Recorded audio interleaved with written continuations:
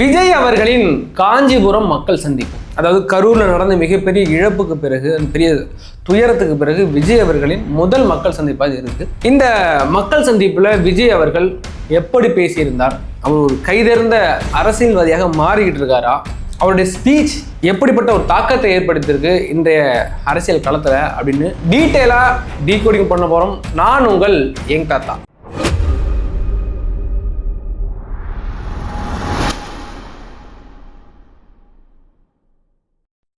நேற்றைய காஞ்சிபுரம் மக்கள் சந்திப்பு அப்படிங்கிறது ஒரு சிறப்பான முடிவாக தான் பார்க்குறோம்.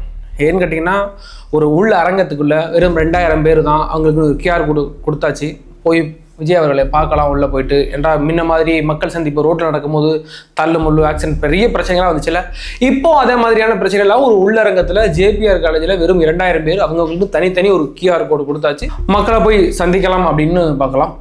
ரெண்டாவதாக இது ஒரு நல்ல வியூகம். ஏற்கனவே சேலத்தில் விஜய் மக்கள் சந்திப்பு நடப்பதற்காக அந்த நிர்வாகிகள் மூலம் ஒரு அனுமதி கடிதம் கொடுக்கப்பட்டது காவல்துறையினருக்கு. அந்த அனுமதி கடிதத்தை, அதாவது மக்கள் சந்திப்பு நடத்துவதற்கு அரசு, அதாவது அந்த காவல்துறையினர் அனுமதி கொடுக்கல. அதுக்கு என்ன காரணம்னா, ஏற்கனவே இந்த கரூரில் நடந்த பிரச்சனை தான். எல்லாத்துக்கும் அரசுக்கு அது அனுமதி கொடுக்கல, அரசு அனுமதி கொடுக்கல, விஜய் பார்த்து பயப்படுது அப்படிலாம் அந்த ஊட்டெல்லாம் வேண்டாம் இனிமே. ஏன்னு கேட்டால், இந்த கரூரில் நடந்த அந்த சம்பவம் நமக்கு மிகப்பெரிய பாடம் அப்படின்னு தான் பார்க்கணும். அதனால ரொம்ப பத்திரமா அவர்கள் ஒரு நல்ல முடிவை தான் எடுத்திருக்காங்க அப்படிங்கிறதும், அதற்கு என்கிட்ட டைம் வேஸ்ட் ஆகிட்டு இருக்கு, இன்னும் 6 மாத காலம் தான் எலெக்ஷன் இருக்கு, அதுக்குள்ள ஒரு மக்கள் சந்திப்பை நடத்தணும் அப்படின்னு ஒரு காஞ்சிபுரத்தில் உள்ளரங்கத்தில் நடத்துறது இந்த மக்கள் சந்திப்புங்கிறது ஒரு நல்ல முடிவாக தான் நம்ம பார்க்குறோம். விஜய் அவர்களின் ஸ்பீச் ஒரு கைதேர்ந்த அரசியலாக மாறிக்கிட்டு வராரா அப்படின்னு பார்க்கலாம். ஏன்டா விஜய் அவர்கள் அரசியலுக்கு வரணும் அப்படிங்கிறது இன்று நேற்று இல்லை, அது ஒரு 10-15 ஆண்டுகளுக்கு முன்னமாக விஜய் முடிவெடுத்துட்டார். இவருடைய ஸ்பீச் கடந்த காலத்துலேருந்து நம்ம என்ன சொல்லிட்டு இருக்கோம்னா, விஜய் தன்னுடைய ஸ்பீச்சை மாற்றிக்கிடுவார், ஒரு கைதேர்ந்த அரசியல்வாதி மாதிரி பேச ஆரம்பிச்சிடுவார் அப்படின்னு பல காலமாக சொல்லிக்கிட்டு இருக்கோம். ஆனால் இன்றைய தொட்டு வரைக்கும் அவரோட ஸ்பீச் எப்படிச்சுன்னா, ரசிகர்கள், தன்னுடைய ரசிகர்கள்ட்ட போய் சேர்ற மாதிரியும், Z கிட்ஸ் இருக்காங்களா அவங்கள்ட்ட போய் சேர்ற அளவுக்கு இருக்கே தவிர, ஒரு 45லேருந்து ஒரு 60, 65, 70 வயது நிறைவினர்கள் ஒரு ஈர்க்கும் விதமாக இருக்குது அப்படின்னு கேட்டால் இல்லைன்னு தான் சொல்ல முடியும். ஏன்னு கேட்டிங்கன்னா, அவர் அந்த படத்துலாம் அப்படி பேசுகிறாரோ அதே மாதிரி டோன்லேயே பேசுகிறாரோ விஜய் அவர்கள், ஒரு ஒரு ஈர்ப்பு, ஒரு கைதேர்ந்த அரசியல்வாதியாக இன்னும் அவர் மாறலையோ அப்படின்னு ஒரு சந்தேகம் வருது. அது மட்டும் இல்லாமல் அவர் மாறுவதற்கான அந்த இதுக்கு பிறகு ஒரு மாறுவாரா அப்படிங்கிறது ஒரு டவுட்டாக இருக்குது. ஏன்னாட்டா இத்தனை ஆண்டு காலம் ஆகிவிட்டது, இப்போ கட்சி ஆரம்பிச்சே ஒரு 1.5 வருஷம் நெருங்கிட்டு இருக்கு, இன்னுமே தன்னுடைய ஸ்பீச்சை மாற்றாமல் அதே டோனில் பேசிக்கிட்டு இருக்காரு. அப்படிங்கும் போது நம்ம ஃபிக்ஸ் பண்ண வேண்டியதான், இதுதான் விஜயோட ஸ்பீச் அப்படிங்கிறது நம்ம அப்படியே ஃபிக்ஸ் பண்ணிடுற அளவுக்கு தான் இருக்கு. அடுத்தது விஜய் தொடங்கவுமே அண்ணா அவர்களையும் விஜய் அவர்களையும் முன்னிலை நிறுத்தம் பேச ஆரம்பிக்கும் போது அப்படிதான் பேசினார். ஏற்கனவே அண்ணாவை தூக்கிட்டார், அது எனக்கு சொந்தமானது, என் கட்சிக்கு சொந்தமானவர் அண்ணா அப்படிங்கிற மாதிரி தான் டோனில் தான் விஜய் பேசிகிட்டு இருக்கிறாரு. இப்போது எம்ஜிஆரையும் அதிக அளவில் கோட் பண்ணுறதை நம்ம பார்க்குறோம், விஜயகாந்த் அவர்களையுமே கோட் பண்ணுறதை பார்க்குறோம். இனிமேல் தமிழகத்தில் கட்சியெல்லாம் கிடையாது, நான் தான். இனிமேல் யாராச்சும் ஒரு Z கிட்ஸ்லாம் வெளில வராங்கல்ல, ஒரு கட்சி பரிணாமம், ஒரு அரசியல் புரிந்துணர்வோட வருகிற அந்த தலைமுறையினரை, இதுக்கு பிறகு நீங்கள் ஏடிஎம்கே டிஎம்கேலாம் போகாத, எங்கே போகிற, நான் ஒரு கட்சி வச்சுருக்கேன் வா சேர்றா தாவேக்காவில், அந்த கதை அந்த டோன்லே தான் இனிமேல் என் கட்சி தான், இல்லை எம்ஜிஆர் அண்ணாலாம் இனிமேல் என் கட்சிக்கு சொந்தமானவர்கள் அப்படிங்கிற முறையில் தான் விஜய் பேசிக்கிட்டு இருக்கார். அந்த எம்ஜிஆர் அவர்களையும் அண்ணாவையும் கோட் பண்ணதே ஒரு சிறப்பாக இருந்துச்சு, ஒரு ஸ்பீச்சில் ஒரு ஐகானிக்காக இருந்துச்சு அப்படின்னு தான் சொல்லணும். ஆக அதுக்கு பிறகு தன்னுடைய அந்த வேலையை ஆரம்பிச்சிட்டார். என்ன கேட்டால் திமுகவை அடிக்கணும், ஏன்னு கேட்டிங்கன்னா போன ஸ்பீச்செல்லாம் அப்படி அதிமுகவை சீன்றது, பிஜேபி சீன்றது அதெல்லாம் இல்லை, இனிமேல் என்னோட ஒரே குறி திமுகவை அடிக்கணும் அப்படிங்கிற மாதிரியான ஸ்பீச் தான் இருந்துச்சு. ஏன்னு கேட்டிங்கன்னா, இந்த கரூர் சேம்பேடில் பிஜேபியின் அவர் பிடி இருக்கிறது அப்படிங்கிறது மறுக்க முடியாது. அது எப்போ சிபிஐ போனுச்சோ அந்த கேஸ், அப்போவே விஜயின் ஒரு பிடி பிஜேபி கிட்ட இருக்குது அப்படின்னு தான் பார்க்குறோம். இந்த இடத்துல அதிமுகவையோ பிஜேபியோ சீண்டதற்கு முக்கிய காரணமாக இது இருக்கலாம். ஏன்னு கேட்டிங்கன்னா, அதிமுகவை சேர்ந்தவர் சொல்லப்போனால் எடப்பாடி பழனிசாமி அவர்கள் சட்டமன்றத்திலே விஜய்க்கு வக்காலத்து வாங்கி பேசுனதெல்லாம் நம்ம பார்த்தோம். ஒருவேளை அதற்கான ஒரு சாஃப்ட் கார்னர் எடுக்கிறாரா விஜய் அப்படிங்கிற ஒரு வருது. சொல்லும் போது விஜய் அவர்கள் சொன்ன விஷயம் நோட் பண்ண வேண்டிய விஷயம். அதாவது கடந்த முறை திமுக என்னையும் உங்களையும் நம்பி ஓட்டு போட வச்சு ஏமாந்துச்சு அப்படின்ற, அதாவது நானே நம்பி நான் ஓட்டு போட்டேன் அப்படிங்கிறத ஒரு பட்டவர்த்தனமாக ஓப்பனாக நேற்று விஜய் சொல்லியிருக்கார் அப்படிங்கிறத நம்ம பார்க்குறோம்.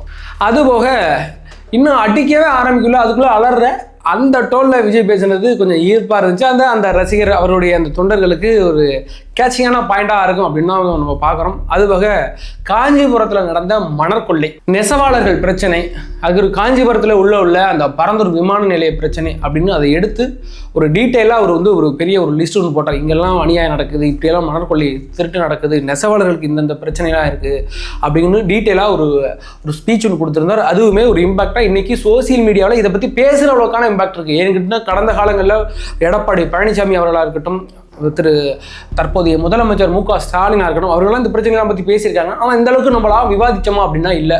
ஆனால் ஒரு மாஸ் ஹீரோ விஜய் மாதிரியான ஒரு ஆள் இதை வந்து பேசுறதுங்கிறது ஒரு எதிர்பார்ப்பாக இருக்குது. அது இல்லாமல் இது மக்கள்கிட்ட போய் சேருது அப்படிங்கிறத ஒரு நல்ல விஷயமா தான் நம்ம பார்க்குறோம். அடுத்தது, நம்ம ஆட்சிக்கு வந்தா, அது என்ன வந்தா வருவோம் அப்படின்னு சொன்னது, அந்த கான்ஃபிடென்ட் லெவல் இருக்குல்ல. அதாவது 2026 எலெக்ஷனில் தாவேகா வெற்றி பெறுவதற்கான வாய்ப்பு மிக மிக கம்மி. அதாவது வெற்றி பெறவே முடியாதுங்கிற சூழ்நிலை இப்போது அரசுக்கலை இருக்குங்கிறது நமக்கும் தெரியும், விஜய் அவர்களுக்குமே தெரியும். இருந்தாலும் அதை விட்டு கொடுக்காம அந்த தொண்டர்களுக்கு உற்சாகப்படுத்துகிற மாதிரி நாங்கள் வருவோம் ஆட்சிக்கு, மக்கள் கொண்டு வருவாங்க அப்படின்னு சொல்கிறது ஒரு கான்ஃபிடென்ட் லெவல் தான். ஆனால் களம் எப்படி இருக்குன்னா அப்படி இல்லை. தாவேகாவுக்கு சாதகமான களம் ஒரு இப்போ இல்லை. ஆனால் ஒரு நல்ல ஒரு ஓட்டு சதவீதத்தை பெறுவதற்கான களம் இருக்கிறது. ஆனால் திமுகவை அடித்துட்டு அந்த இடத்துல தாவேகா வருவதற்கான களம் தற்போது இல்லை, 2031 இருக்குது அப்படின்னு தான் நம்ம வீடியோவில் சொல்லி வந்துகிட்டு இருக்கோம். அதே மாதிரி தான் இப்போது வரைக்கும் இருக்குது. அப்படி நாங்கள் 2026 கண்டிப்பாக வருவோம், அப்படி வந்தால் நாங்கள் ஃபஸ்ட்டு ஒரு வாக்குறுதியாக கொடுத்துருக்கோம், இதெல்லாம் நாங்கள் கண்டிப்பாக செய்வோம் அப்படின்னு. ஒன்று, அனைவருக்கும் வீடு, நிரந்தரமாக அனைவருக்கும் ஒரு வீடு ஒன்று இருக்கும். அதற்கு பிறகு ஒரு வீட்டுக்கு ஒரு மோட்டார் சைக்கிள் அப்படிங்கிறது கன்ஃபார்மாக இருக்கணும், அப்படி ஒரு எமர்ஜென்சியாக இருக்கணும்னது. இது எனக்கு வந்து ஒரு கேட்சிங்காக இல்லை. என்கிட்டனா ஒரு அனைவருக்கும் வீடுன்னு இருக்குல்ல, அந்த திட்டம் ஒரு சிறப்பான திட்டம். என்கிட்டனா ஏதோ நம்ம இன்றைக்கி மொபைல் நீங்கள்லாம் பார்த்துட்டு இருக்கீங்களா, ஒரு நல்ல வீட்டில் ஒரு காங்கிரீட் போட்ட வீட்டில் இருக்கலாம். ஆனால் இன்னும் கிராமப்புறங்கள்லையும் ஒரு நகர்ப்புறங்கள்லேயும் கூட ஒரு சாலை ஓரங்களில் ஏதோ குடிசை கட்டி வாழ்ந்துக்கிட்டு இருக்க மாதிரி ஒரு அடித்தட்ட மக்கள் வாழ்க்கை தான் இன்னும் நடந்துட்டு. அதாவது கடந்த 60 ஆண்டுகாலமாக நடந்து கொண்டிருக்கிற இந்த திராவிட ஆட்சியில் அடித்தட்ட மக்களின் ஒரு வாழ்க்கை தரம் உயர்ந்திருக்கா அப்படின்னா, அந்த அடித்தட்டு மக்களின் அந்த வாழ்க்கை உயர்ந்திருக்கா, வாழ்க்கை தரம் உயர்ந்திருக்கா அப்படின்னு கேட்டிங்கன்னா அது இல்லை அப்படின்ற பதில் தான் வரும். ஏன்னு கேட்டிங்கன்னா அந்த மிடில் கிளாஸ் இருக்காங்கல்ல, அவங்களுடைய வாழ்க்கை தரம் அப்படியே கொஞ்சம் உயர்ந்திருக்கு அப்படின்னு வேணால் சொல்லலாம். ஆனால் அடித்தட்டு மக்கள் இன்னைக்கு வரைக்கும் அடித்தட்டாகவே இருக்கிறாங்க. அதற்கு இந்த ஆட்சியாளர்கள் மிக முக்கிய காரணமாக இருக்கிறாங்க அப்படிங்கிறதுல எந்த ஒரு மாற்று கருத்தும் கிடையாது. அப்படி அவர் அனைவருக்குமான வீடு அப்படிங்கிற திட்டத்தில் நம்மளுக்கு எந்த ஒரு காம்ப்ரமைஸ் கிடையாது. அந்த திட்டம் நல்ல திட்டமாக நல்ல வாக்குறுதியாக பார்க்க முடியுது. ஆனால் அனைவருக்கும் மோட்டார் சைக்கிள், எல்லா வீட்லேயும் ஒரு மோட்டார் சைக்கிள் இருக்கணும், கார் ஒரு அத்தியாவசியமாக மாற்றலாம் அப்படின்னு சொல்லியிருக்காரு. ஆனால் இப்போ இன்றைக்கி பார்த்தீங்கன்னா ஒரு சாதாரண நீங்கள் சொல்கிற அந்த குடிசை வீடுகள் அப்படி வட்டங்கள்கிட்ட கூட ஒரு வண்டி, ஒரு மோட்டார் சைக்கிள் இருக்குது. அது ஒரு திட்டமாக கொடுக்கலாம், அது ஒரு வாக்குறுதியாக கொடுக்கறது அப்படிங்கிறது எனக்கு இன்னும் ஒரு பெரிய அளவில் ஒரு கேட்சிங்காக இல்லை. ஏற்கனவே திமுக ஆட்சியில் பெண்களுக்கான ஸ்கூட்டிக்கு மானியம் கொடுத்தாங்களா, அதே மாதிரியான அனைவருக்கும் அனைத்து இளைஞர்களுக்கும் வந்து ஒரு வண்டி வாங்குறதுக்கு மானியமாக தரோம் அப்படிங்கிற பட்சத்தில் அந்த திட்டம் வேணால் ஒரு நடைமுறைக்கு சாத்தியமான திட்டமாக கருதப்படலாம். அடுத்தது மினிமம் டிகிரி, அதாவது எல்லாருக்கும் ஒரு மினிமம் டிகிரி கண்டிப்பாக இருக்கணும். கல்வி தரத்தை உயர்த்தணும், இந்த கல்வி முறையில் மாற்றத்தை கொண்டு வரணும் அப்படின்னு சொன்னதாக இருந்தாலும் சரி, அதுபோக அண்ணா பல்கலைக்கழகத்தில் நடந்த அந்த பெண்ணுக்கு எதிரான வன்கொடுமையாக இருந்தாலும் சரி, கோயம்புத்தூரில் அந்த கல்லூரி மாணவிக்கு நடந்த அந்த வன்கொடுமையாக இருந்தாலும் சரி, இதை மாதிரியான வன்கொடுமைகள் நடக்காத, அதாவது தமிழ்நாட்டில் உள்ள அனைத்து பெண்களுக்கும் சகோதரிகளுக்கும் பாதுகாப்பான ஒரு அரசாக எங்கள் அரசு இருக்கும் அப்படின்னு விஜய் அவர்கள் சொன்னார். அது பெண்கள் மத்தியில் ஒரு ஈர்ப்பான ஒரு வாக்குறுதியாகவே நம்ம பார்க்குறோம். ரெண்டாவது, விஜய் அவர் ஒரு பஞ்சு மாதிரி அது சொன்னது, அது பஞ்சு மாதிரி எடுபட்டுச்சு அப்படின்னு சொல்லலாம். அதாவது விஜய் சும்மாலாம் சொல்ல மாட்டான், அப்படி சொன்னால் கண்டிப்பாக செய்வான் அந்த விஜய் அப்படின்னு தன்னை ஒரு முன்னிறுத்தி ஒரு இன்ட்ராக்டிவ் அந்த மக்களோட அந்த தொண்டர்களோட இன்ட்ராக்ட் பண்ணுற மாதிரியான ஒரு விஷயத்தை ஒன்று சொன்னார். அதாவது ஒரு நம்பிக்கை கொடுத்துச்சு, கண்டிப்பாக நம்ம தலைவன் வருவாப்ல, வந்தால் கண்டிப்பாக நமக்கு செய்வாப்ல, விஜய் சொல்லிட்டார்ல அப்படின்ற அந்த ஒரு பாயிண்ட் ஆஃப் வியூவில் பார்த்தோம்னா அது ஒரு நல்ல ஒரு இன்ட்ராக்டான ஒரு ஸ்பீச்சாகவே இருந்துச்சு. அடுத்ததை வந்து ஒரு முக்கியமானது, அதாவது விஜய் கட்சியினரை, தாவேகாவை சார்ந்தவனரை தற்கூரி அப்படின்னு ஒரு கும்பல் இன்னைக்கு சொல்லிக்கிட்டே இருக்கு. அன்னைக்கு ஆரம்பிச்சு இன்னைக்கு இருக்குமே சொல்லிகிட்டே இருக்கு. விஜய் இதை வந்து வேறு எந்த இடங்களையும் பெரிய அளவில் மென்ஷன் பண்ணே கிடையாது. தன்னை வந்து தன்னையும் விஜய் அவர்களையுமே தற்கூரி அப்படிங்கிறதையும் அந்த விஜய் கட்சியினரையுமே தற்கூரின்னு ஒரு பெரிய அளவில் ஒரு ஸ்டாம் ஒன்று குத்திக்கிட்டு இருந்தாங்க ஒரு தரப்பினர். அதுக்கு விஜய் இந்த இடத்துல ஒரு சூப்பராக பதில் சொல்லியிருக்காரு. யாரை பார்த்து தற்கூரின்றீங்க? இந்த மக்கள் தான் பார்த்து நீங்கள் தற்கூரின்றீங்க. இதே தற்கூரி மக்கள் உங்கள் ஆட்சிக்கு, உங்கள் அரசியலுக்கு மிகப்பெரிய கேள்விக்குறியாக அவங்களுக்கு அமைய போகிறாங்க. இந்த தற்கூரி மக்கள் தான் ஆச்சரிய குறி. இந்த தற்குறி மக்கள் தான் உங்கள் ஆட்சிக்கு முழுவரை எழுத போறதுனா ஒரு அறிகுறி அப்படிங்கிற மாதிரி ஒரு பெருசா ஒரு விஷயத்த சொன்னாரு. அந்த விஷயம் ஒரு கேட்சிங்கா இருந்துச்சு. ஏன்னு கேட்டீங்கன்னா சமூக வலைதளங்களில் தற்குறின்னு இந்த விஜய் கட்சியை சொல்லி எனக்கு காதையை பிடிச்சி போச்சு. உங்கள்கிட்ட நிறைய விஷயத்த சொல்லியிருக்கேன். யாருமே இந்த தற்குறிங்கிற விஷயத்த சொல்லே சொல்லாதீங்க. அது வந்து ஒரு எப்படி சொல்றதுன்னா ஒரு மட்டம் தட்டுற அவங்கள அடிமட்டமா ஒரு நினைக்கிற மாதிரியான ஒரு வார்த்தை தான். அதாவது நான் பெரிய ஆளா, நீ தற்குறிடா, அவனுக்கு அறிவு கிடையாது அப்படின்னு.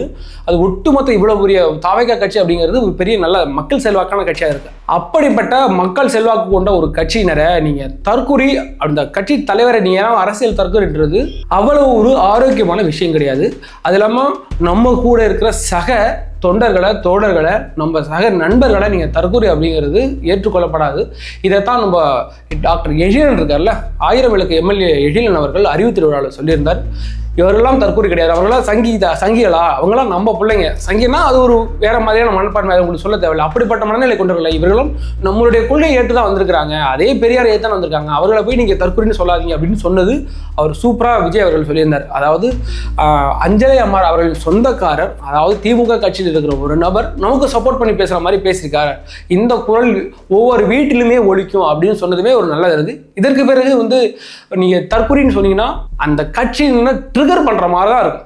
அதாவது அந்த கட்சியிலே மிகப்பெரிய மெத்த படித்த எத்தனையோ டாக்டர்கள், வக்கீல், ஒரு அரசு தொழிலை சார்ந்தவங்கலாம் நிறைய பேர் இருக்கிறாங்க. அவங்களாம் போயிட்டு அசால்ட்டாக நீங்களாம் தற்கூரி அப்படிங்கிறது ஏற்றுக்கொள்வதற்காக இல்லை. அதுதான் என்னுடைய கருத்து. அதற்கு பிறகு கரூர் சேம்பேடை வச்சு லைட்டாக ஒரு பஞ்சு ஒன்று சொல்லியிருந்தார்.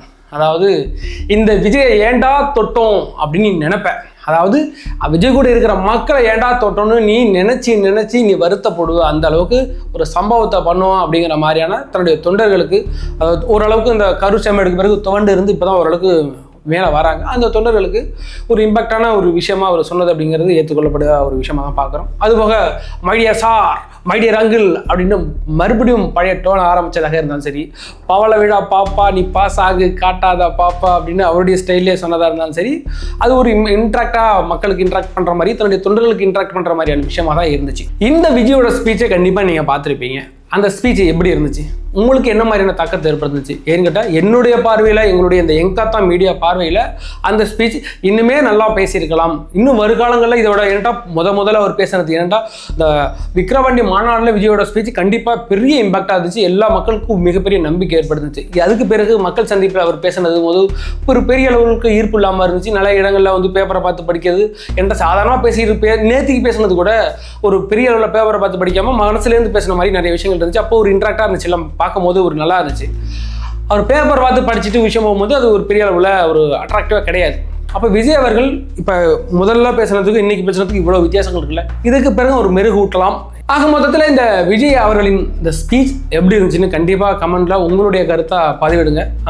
விஜய் அவர்களின் இந்த அரசியல் முன்னெடுப்பு, அதாவது இன்னும் தேர்தலுக்கு 6 மாத காலம் தான் இருக்கிறது. அவருடைய புலிப்பாய்ச்சலாக இருக்கும். விஜயுடைய ஒவ்வொரு அரசியல் மூவுமே ஒரு புலிப்பாய்ச்சலாக இருக்கும் அப்படின்னு தான் பார்க்குறோம். இன்னும் வருங்காலங்களில் விஜயோட மூவ் எப்படி இருக்கும், அவருடைய அரசியல் நகர்வு எப்படி இருக்கும், கூட்டணிக்கு அவர் போவாரா இல்லை கூட்டணி கட்சியில் ஈர்ப்பாரா என்று ஆல்ரெடி சொல்லிட்டார். என் தலைமையில் தான் கூட்டணி அப்படின்னு சொல்லியிருக்காரு. அந்த கூட்டணிக்காக இதுக்கு டிடிவி தினகரன் அது போன்ற சின்ன சின்ன கட்சிகள் காத்து இருக்கின்றன. அதெல்லாம் கைகூடுமா அப்படின்னு அடுத்த வீடியோ அப்டேட்டில் கொடுப்போம். அதுவரை இந்த சேனலை சப்ஸ்கிரைப் பண்ணி காத்திருங்கள். நன்றி, வணக்கம்.